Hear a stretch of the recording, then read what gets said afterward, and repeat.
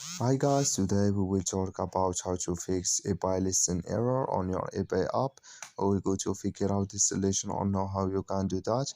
Just click here on settings, then it's going to take you to settings window here, and you just go down, then you click here on apps, and it's going to take you to apps window, and you just go down here to looking for eBay app. You just go down, then you click here on eBay, then it's going to take you to next window, and you click here on full stop, then you click here on OK, then you go down and you click here on storage, then it's going to take you to storage window. Just click here on clear cache, and you click here on clear data, and you go to your Play Store, you click here on Play Store, then you search for eBay here. You will just search for eBay, and it's going to show for you like this.